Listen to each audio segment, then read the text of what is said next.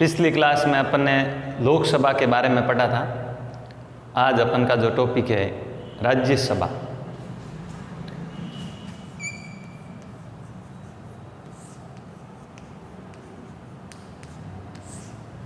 तो राज्यसभा उच्च सदन,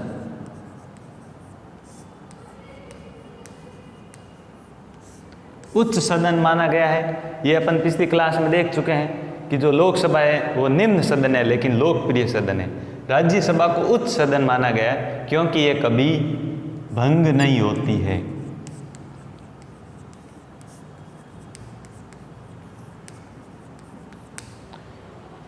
लेकिन जो लोकसभा और राज्यसभा के बारे में महत्वपूर्ण बात यह है कि राज्यसभा को लोकसभा से कम शक्तियां प्राप्त है।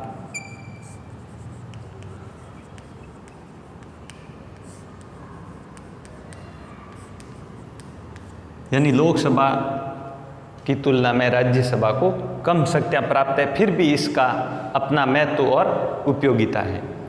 अगला जो अपन का टॉपिक जो दूसरा पॉइंट रहेगा, इसके सदस्य संख्या व निर्वाचन पद्धति।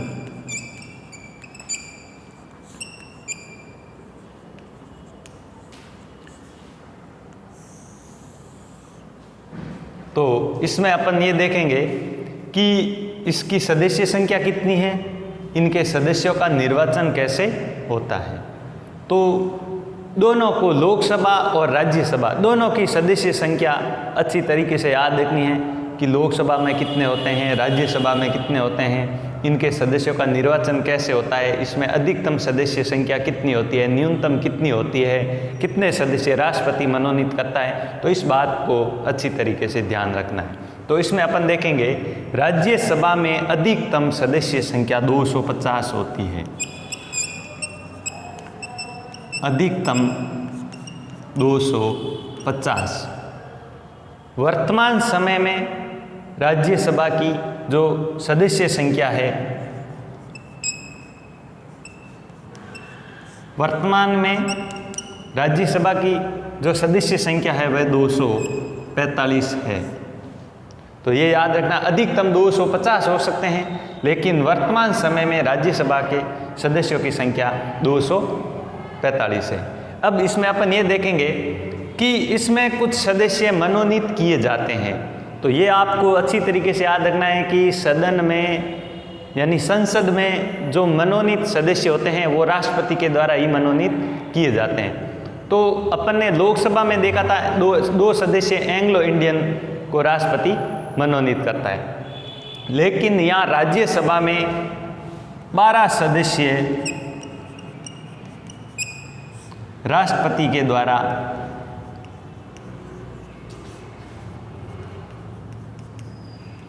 मनोनीत किए जाते हैं।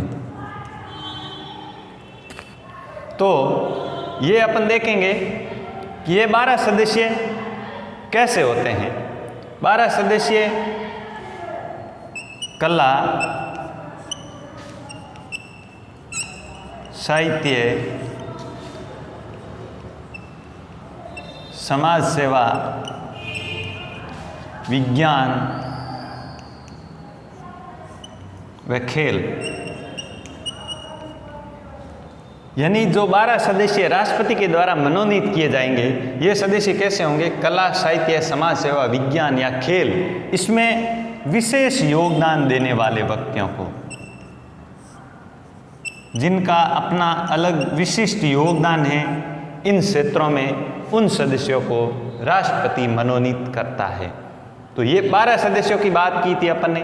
अब जो पीछे बचे हैं सदस्य, उनका निर्वाचन कैसे होता है? पीछे 233 सदस्य बचे हैं, इनका निर्वाचन कैसे होता है? ये अपन ने मनोनीत सदस्यों की बात कही, 12 सदस्य, लेकिन बाकी जो बचेंगे इन सदस्यों का निर्वाचन कैसे होगा? तो 233 सदस्य हैं, इनका निर्वाचन करने की एक पद्धति है, वो है, आपको अच्छी तरीके से याद रखना है, निर्वाचन पद्धति राष्ट्रपति में भी आती है और राज्यसभा के सदस्यों में भी आती है, क्योंकि राज्यसभा के सदस्यों का जो चुनाव होता है वो अप्रत्यक्ष होता है। यानी ये है कि ये सीधे जनता के द्वारा नहीं चुने जाते हैं। अपन ने लोकसभा में देखा था, लोकप्रिय सदन है, क्योंकि उसके जो सदस्य होते हैं वो प्रत्यक्ष रूप से जनता के द्वारा निर्वाचित होते हैं। तो इसमें अपन देखेंगे अप्रत्यक्ष निर्वाचन होता है। अप्रत्यक्ष निर्वाचन में कौन सी पद्धति होती है वो अपन को देखनी है।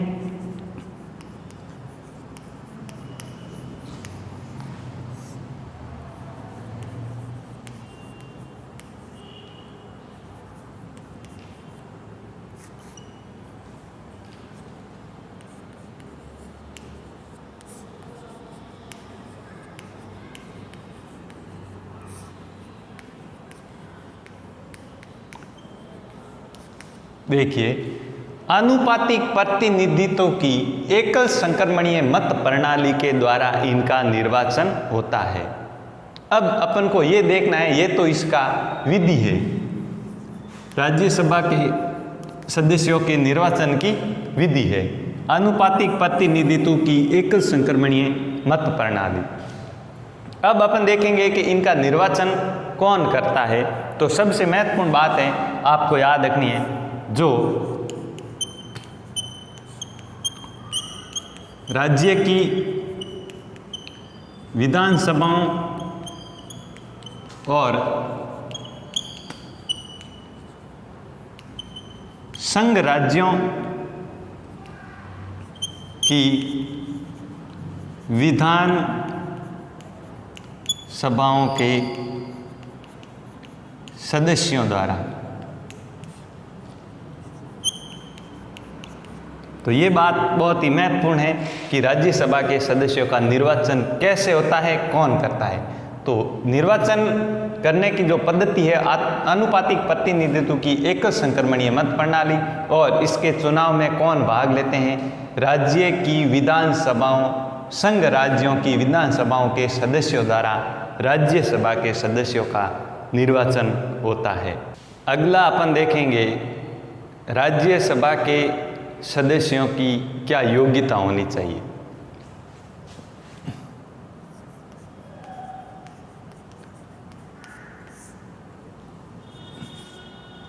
सदस्यों की योग्यताएं, तो ये अपन पहले भी देख चुके हैं कि कोई भी सदस्य बनेगा या कोई भी व्यक्ति पद धारण करेगा भारत में, तो सबसे पहली योग्यता सब में जरूरी है लिखना, भारत का नागरिक होना चाहिए।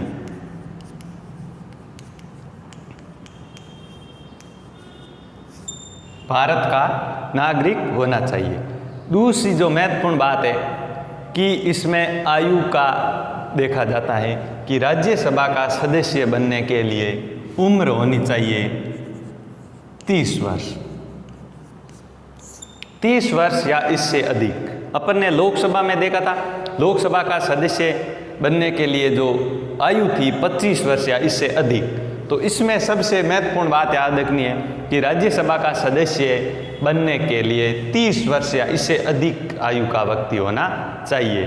दूसरी बात, बाकी इसमें योग्यता वही रहेगी जो लोकसभा के सदस्यों की है, यानी किसी न्यायालय द्वारा पागल या दिवालिया घोषित नहीं होना चाहिए। तो राज्यसभा और लोकसभा के सदस्यों की योग्यता वही है, लेकिन आयु का ध्यान रखना है कि इसमें आयु चाहिए 30 वर्ष या इससे अधिक।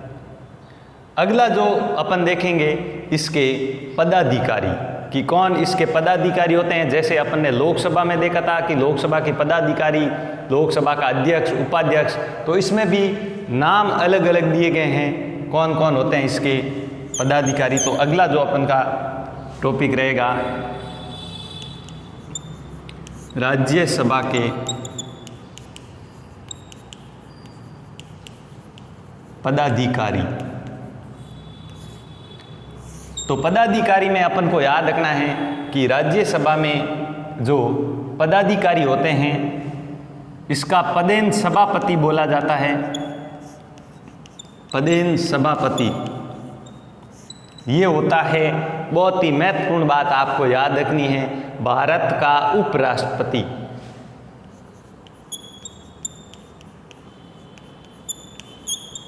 उपराष्ट्रपति क्या होता है?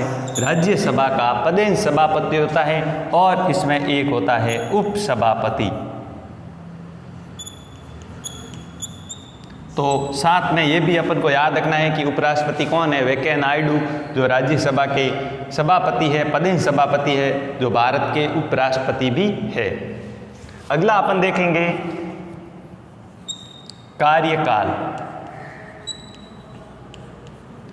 तो कार्यकाल में अपन ने देखा था दोनों की, लोकसभा और राज्यसभा दोनों की अपन तुलना करेंगे। तो ये अपन ने देखा कि लोकसभा के जो सदस्यों की जो कार्यकाल है वो 5 वर्ष का होता है, लेकिन अपन ने ये भी देखा था कि समय से पूर्व राष्ट्रपति प्रधानमंत्री की सलाह से भंग कर सकता है।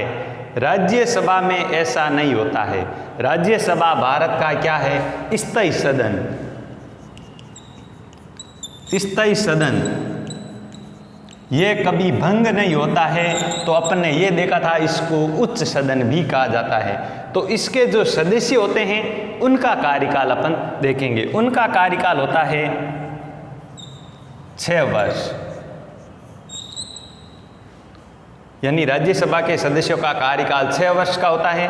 और जो इसमें उप राष्ट्रपति होता है, ये बात बहुत ही महत्वपूर्ण याद रखनी है कि भारत में जो उपराष्ट्रपति होता है उसका कार्यकाल होता है 5 वर्ष, जबकि उपसभापति होता है इसका कार्यकाल 6 वर्ष का होता है। तो ये अपन को अच्छी तरीके से याद रखना है कि राज्यसभा स्थायी सदन है, इसके सदस्यों का कार्यकाल 6 वर्ष का होता है, यानी उपराष्ट्रपति 5 वर्ष के लिए और उपसभापति 6 वर्ष के लिए चुना जाता है। दूसरी बात इसमें महत्वपूर्ण ये याद रखनी है कि इसमें 1/3 सदस्य प्रति 2 वर्ष बाद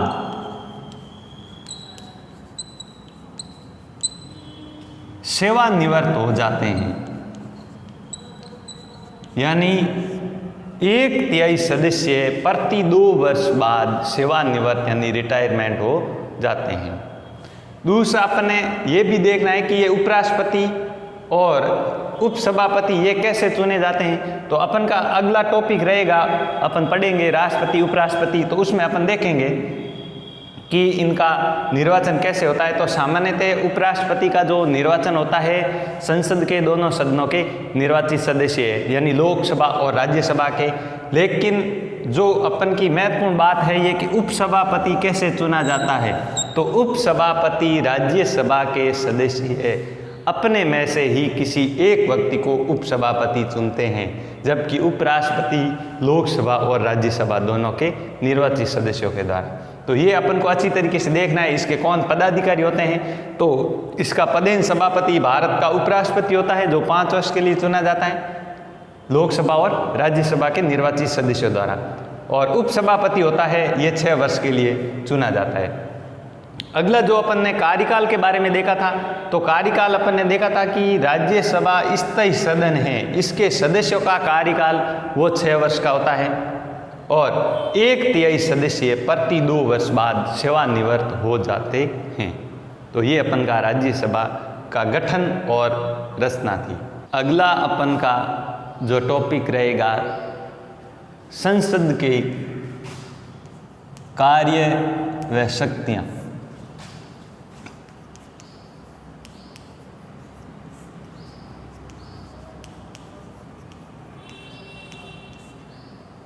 तो इसके ऊपर बड़ा क्वेश्चन बनता है, निबंधात्मक क्वेश्चन बनता है, संसद के क्या कार्य व शक्तियाँ हैं। तो अपन को ये देखना है कि हमारे देश में जो संसद है वो क्या कार्य करती है। तो अपन को सबसे पहला देखना है कि संसद का सबसे पहला कार्य कानून निर्माण।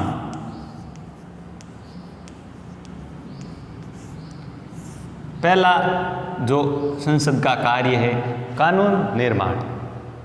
अपन को ये देखना है कि संसद किस विषय पर कानून बनाती है, और कानून बनाने की जो प्रक्रिया है वो अपन अगले टॉपिक में देखेंगे।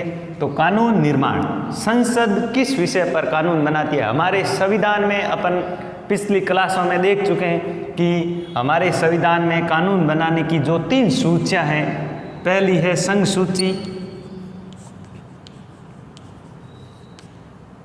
राज्य सूची और समवर्ती सूची। ये कानून बनाने की 3 सूचियां हैं। ये अपन पिछली क्लासों में देख चुके हैं 8th और 9th क्लास में। अब अपन इसमें देखेंगे संसद जो कानून बनाती है वो संघ सूची, संघ सूची के जो विषय है उसके ऊपर कानून बनाती है। संघ सूची में जो विषय आते हैं, बैंक, बीमा, रक्षा, इससे जुड़े हुए मुद्दों के ऊपर संसद कानून बनाती है। संसद यानी राष्ट्रपति, लोकसभा और राज्यसभा। ये अपन पिछली क्लासों में देख चुके हैं कि हमारी जो संसद है उसमें 3 अंग शामिल है, राष्ट्रपति, लोकसभा और राज्यसभा। इनसे मिलकर संसद बनती है। तो कानून निर्माण में अपन में देखेंगे कि संसद संघ सूची के विषयों में कानून बनाती है, साथ ही संघ सूची के अलावा समवर्ती सूची पर भी संसद कानून बनाती है। हालांकि अपन को यह देखना है कि संघ सूची में केंद्र और राज्य, केंद्र व राज्य दोनों मिलकर के कानून बनाते हैं, लेकिन दोनों में विरोधाभास होने की स्थिति में केंद्र के द्वारा बनाया गया कानून ही मान्य होगा। तो ये आपको अच्छी तरीके से याद रखना है कि कानून निर्माण यानी हमारे देश की जो संसद है वो कानून का निर्माण करती है, यानी संघ सूची में जो विषय हैं उनके ऊपर कानून बनाती है, समवर्ती सूची पर भी कानून बनाती है, लेकिन केंद्र और राज्य दोनों बनाते हैं। अगर इनमें विरोधाभास होने की स्थिति में केंद्र के द्वारा बनाया गया कानून ही मान्य होगा। दूसरा अपन का जो टॉपिक रहेगा संसद के कार्यों का वो रहेगा संविधान में संशोधन करना।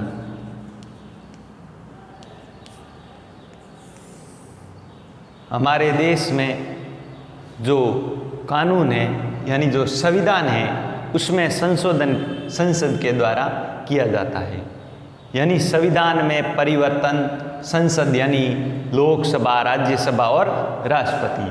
तो अपन इसमें ये देखेंगे कि संसद है वो संविधान में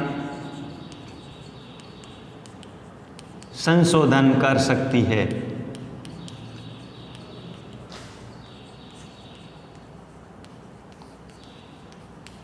ये भी बात देखनी है कि जो संविधान में संशोधन होता है उसका प्रस्ताव संसद के किसी भी सदन में लाया जा सकता है, यानी संशोधन करने का जो प्रस्ताव है वो लोकसभा या राज्यसभा में लाया जा सकता है।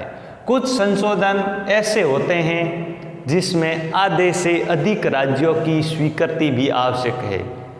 बाकी सामान्यतः जो संशोधन होते हैं वो संसद के जो पृथक यानी अलग अलग सदनों के द्वारा 2/3 बहुमत से हो सकते हैं, और कुछ संशोधन ऐसे होते हैं जिसमें आधे से अधिक राज्यों की सहमति भी होना जरूरी है। यानी देश में आधे से अधिक राज्यों की सहमति होना जरूरी है। बाकी सामान्यतः संविधान में संशोधन संसद कर सकती है। कुछ संशोधन पृथक 2/3 बहुमत से प्रस्ताव पास हो जाता है तो संविधान में संशोधन हो जाता है, और कुछ संशोधन ऐसे भी होते हैं जिसमें आधे से अधिक राज्यों की सहमति होना जरूरी है। अगला जो संसद का तीसरा महत्वपूर्ण कार्य है वित्तीय शक्तियां, यानी वित्त से संबंधित शक्तियां। तो ये अपन को देखना है कि भारत में प्रति वर्ष बजट पेश किया जाता है।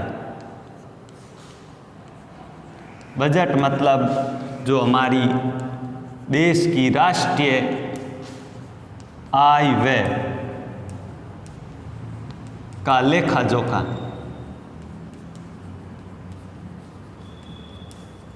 जिसको बोला जाता है बजट। ये बजट लोकसभा में पेश किया जाता है और लोकसभा में पास नहीं होता है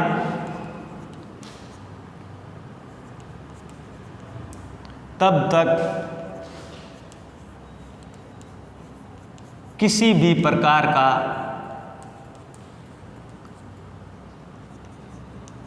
व्यय नहीं किया जा सकता है।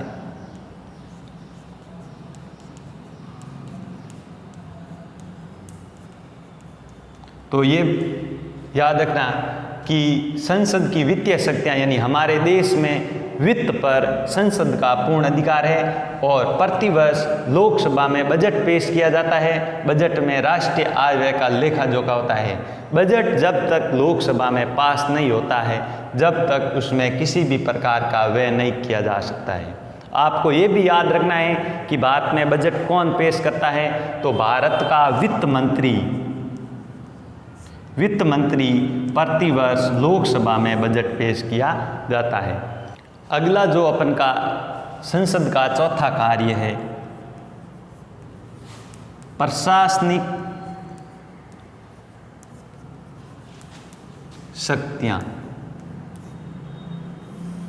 तो ये अपन को देखना है कि भारत में संसदात्मक व्यवस्था है।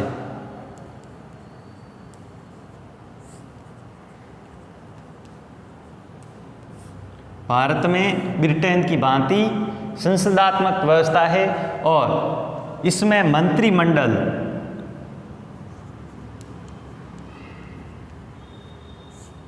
यानी कार्यपालिका अर्थात मंत्रिमंडल है वो व्यवहार में लोकसभा के प्रति उत्तरदायी है।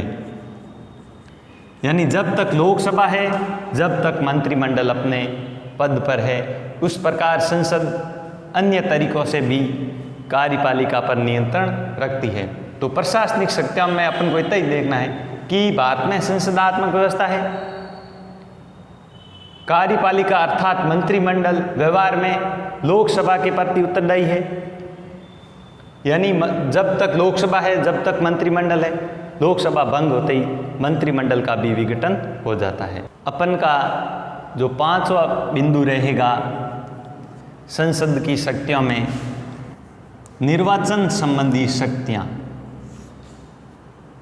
निर्वाचन संबंधी शक्तियां कि भारत में संसद किन का निर्वाचन करती है। तो महत्वपूर्ण बात याद रखनी है कि हमारे संविधान का अनुच्छेद 54 में ये कहा गया है कि संसद के दोनों सदनों के निर्वाचित सदस्य भारत के राष्ट्रपति का निर्वाचन करते हैं।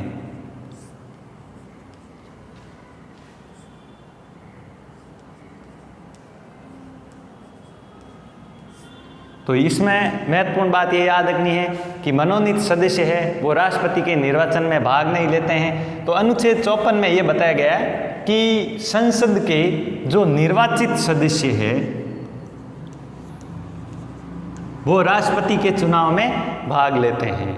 दूसरा महत्वपूर्ण बात ये याद रखनी है अनुच्छेद 66 यानी आर्टिकल 66 ये बताता है कि भारत में उपराष्ट्रपति का निर्वाचन, उपराष्ट्रपति के निर्वाचन में भी संसद के दोनों सदनों के जो सदस्य है निर्वाचित सदस्य वो भी उपराष्ट्रपति के चुनाव में भाग लेते हैं। तो ये अपन का था निर्वाचन संबंधी शक्तियाँ, जिसमें आपको याद रखना है कि हमारी संसद अनेक पदाधिकारियों का निर्वाचन करती है। अनुच्छेद 54 में बताया गया है कि राष्ट्रपति का निर्वाचन संसद के दोनों सदनों के निर्वाचित सदस्यों के द्वारा किया जाता है। उसके बाद अनुच्छेद 66 में भी ये बताया गया है कि भारत के उपराष्ट्रपति का निर्वाचन संसद के दोनों सदनों के निर्वाचित सदस्यों के द्वारा किया जाता है। अगला जो अपन का टॉपिक रहेगा संसद की विविध शक्तियाँ। छठा, विविध शक्तियाँ। विविध शक्तियाँ दो प्रकार की होती है। तो विविध शक्तियों में पहली जो शक्ति अपन देखेंगे कि भारत में जो संसद है वो राष्ट्रपति के विरुद्ध महाभियोग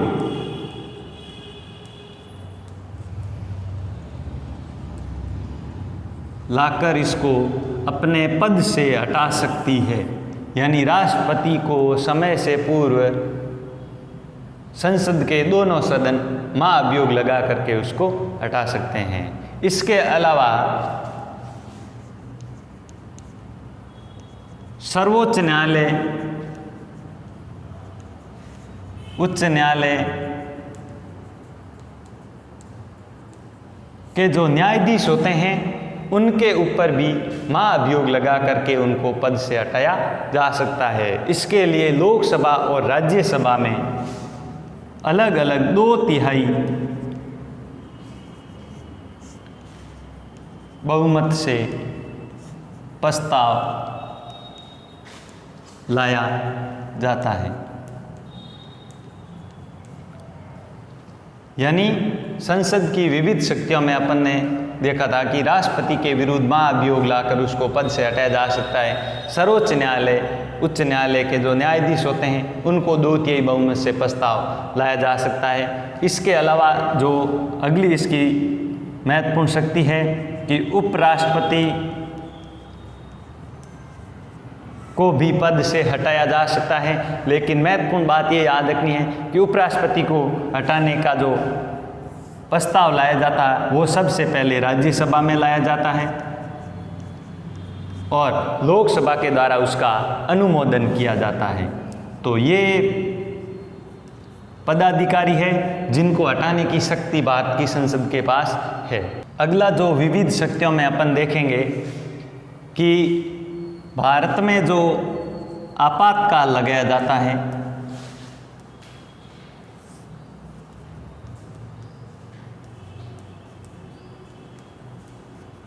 तो याद रखना आपातकाल भारत में राष्ट्रपति के द्वारा लगाया जाता है।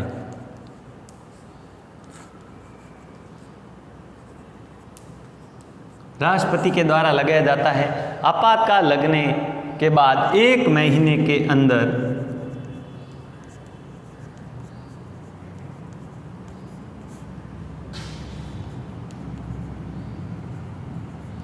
संसद में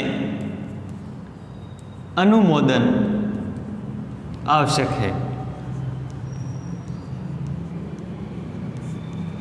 तो ये याद रखना है कि राष्ट्रपति के द्वारा आपातकाल लगाया जाता है लेकिन उसका 1 महीने के अंदर संसद में अनुमोदन आवश्यक है। इसके अलावा जो आपातकाल लगाया जाता है वो 6 माह के लिए लगाया जाता है। इसको आगे बढ़ाने के लिए संसद में बहुमत अलग अलग दोनों सदनों में 2/3 बहुमत से पारित होना जरूरी है। तो इसके लिए 6 माह से भी आगे आपातकाल बढ़ाया जा सकता है। तो ये अपन का संसद के कार्य एवं शक्तियों के बारे में अपन ने देखा था। तो सबके अलग अलग पॉइंट हैं जिनको हाईलाइट करते हुए आपको वर्णन करना है।